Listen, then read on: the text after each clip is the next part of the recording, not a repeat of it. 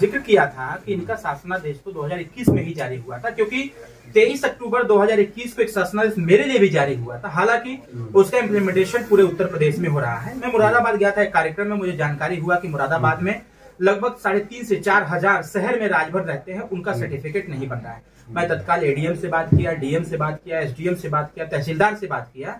बात करने के बाद वहां जारी होना चालू हो गया।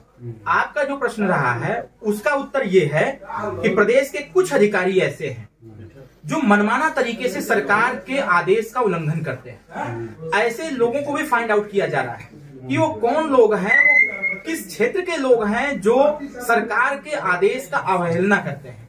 तो ऐसे लोगों को फाइंड आउट भी किया जा रहा है। और मुख्यमंत्री जी ने यह भी निर्देश जारी किया है कि अगर कहीं भी कोई हीला हवाली करता है तो इसके खिलाफ अनुशासनिक कार्रवाई भी हो, कि जिससे ऐसी कार्रवाई हो कि जिससे कि दोबारा किसी प्रकार का ऐसा कृत्य।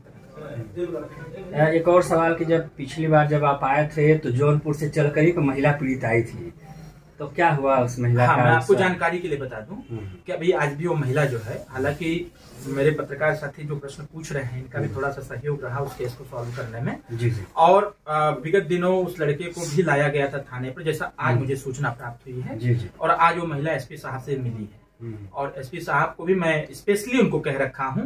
हालांकि एक समस्या इसमें आई हुई है कि लड़के ने मना कर दिया है उस लड़की को रखने से। तो मैं प्रयास करूंगा कि उस लड़के के खिलाफ ऐसी कार्रवाई हो कि किसी के जीवन के साथ खेलना ये घोर कानून है, ये अपराध की श्रेणी में आता है। मैं आज शाम को या रात को बात करूंगा फिर से एसपी साहब जौनपुर से, और बात करके अगर इस प्रकार का स्टेटमेंट स्थानीय इंस्पेक्टर ने दिया है, उनके सामने दिया है, तो फिर लड़के के खिलाफ तो कार्रवाई और कठोर होगा, जिससे कि एक लड़की की जिंदगी बचे। क्योंकि उस बच्चे की उस लड़की की गोद में एक 4 महीने का बेटा है। तो ये तो मानवता के दृष्टिकोण से देखा जाए तो उसके खिलाफ तो कार्रवाई होना चाहिए।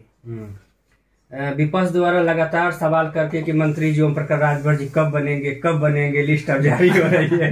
देखिए आप क्योंकि मैं एक बात मैं पिछली बार भी बोला था मीडिया साथियों से कि चिंता हमको मंत्री बनने की नहीं है, हमारे विरोधियों को ज्यादा है।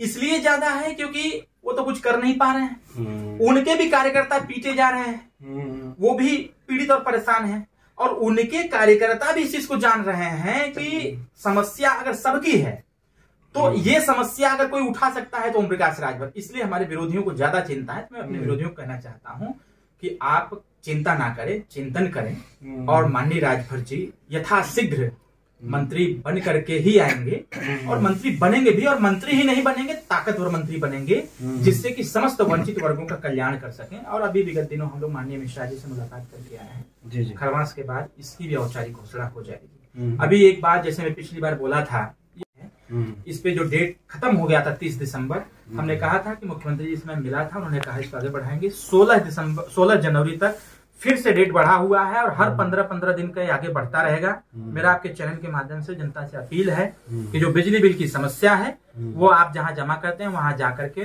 फॉर्म लेकर के जो आपका उस बिल पर जो ब्याज है, बिजली बिल पर जो ब्याज है, उसको माफ कराने का काम करें, जिससे कि आपका जो वो कर्ज का जो बोझ है वो समाप्त हो सके।